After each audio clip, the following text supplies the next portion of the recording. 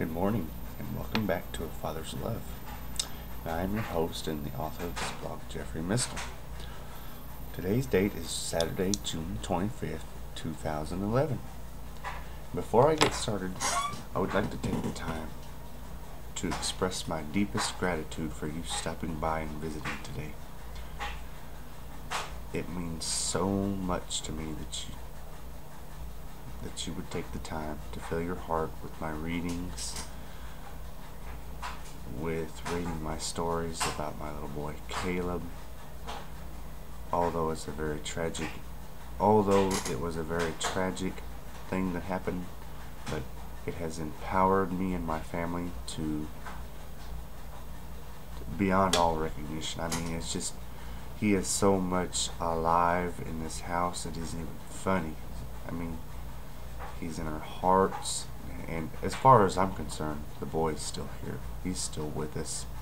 He's just as real today as he was the day he died. And, you know, I'm just really happy that he's with God now, and that I have my very own angel. But anyhow, yeah, I'd like to thank you for stopping by, really, thank you. And I hope you keep stopping by, and if you haven't told your friends about this, or whoever, spread the word, okay? I really want to get this thing going. And, you know, any feedback would be great, because you guys are my readers and my listeners.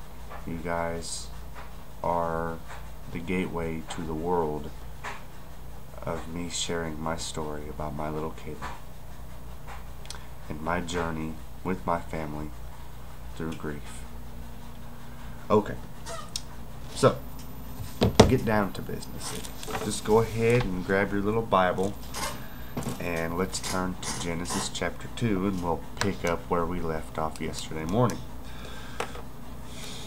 Alright, if you remember, in chapter 1, God created the world.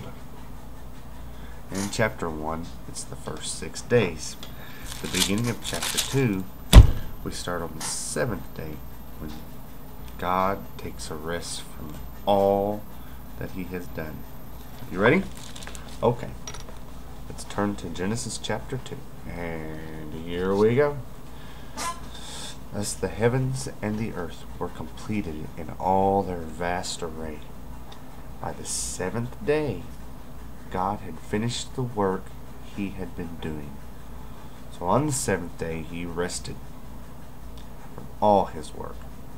And God blessed the 7th day and made it holy, because on it he rested from all the work of creating that he had done. I'd want to take a break too. In verse 4, we go on to talk about Adam and Eve. This is the account of the heavens and the earth when they were created.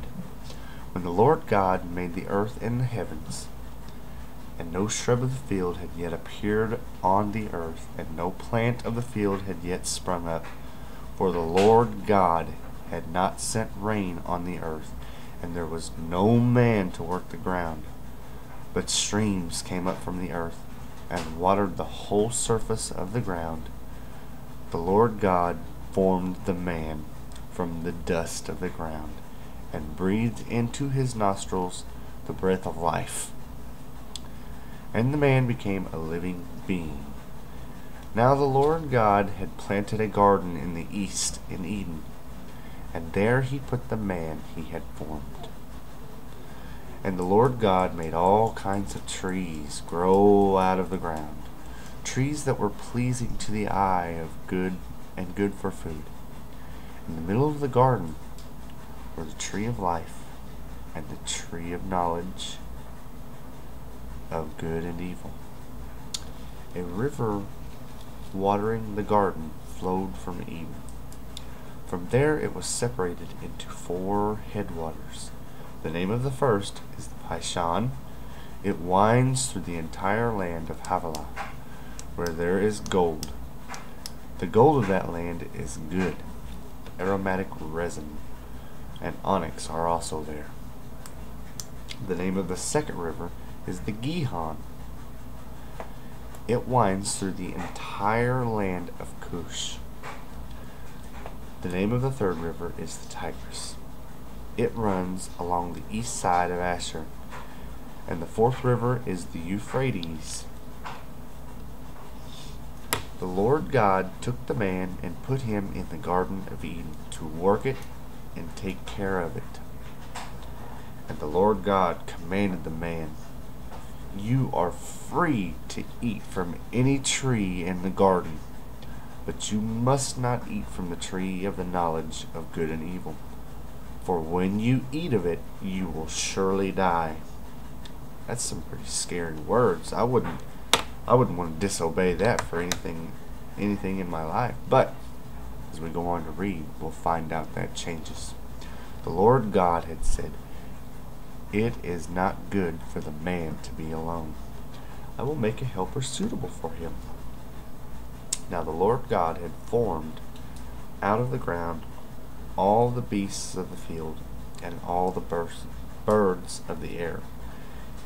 He brought them to the man to see what he would name them. And whatever the man called each living creature, that was its name. So the man gave names to all the livestock, the birds of the air, and all the beasts of the field. But for Adam no suitable helper was found. So the Lord God caused the man to fall into a deep sleep. And while he was sleeping, he took one of the man's ribs and closed up the place with flesh.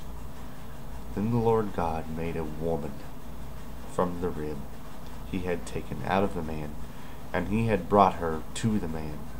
The man said, "This is now bone of my bones and flesh of my flesh, and she shall be called woman, for she was taken out of man.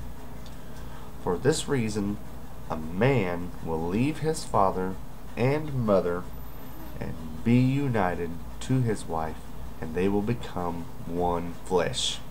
Marriage. The Bible talks about that later on, and I'm sure somewhere along the line we'll get to it. I don't know where it's at because I'm no preacher or anything like that, but as I read through God's Word, He will reveal Himself to me. And if you follow along with me, He will reveal Himself to you too. He's very powerful, and He works awesome wonders in our lives. Man and his wife were both naked, and they felt no shame. That sums it up for that chapter today. And tomorrow we'll pick up on chapter 3.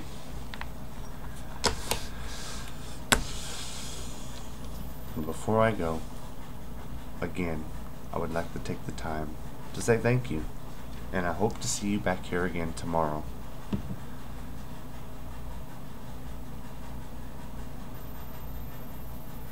So thank you for stopping by A Father's Love.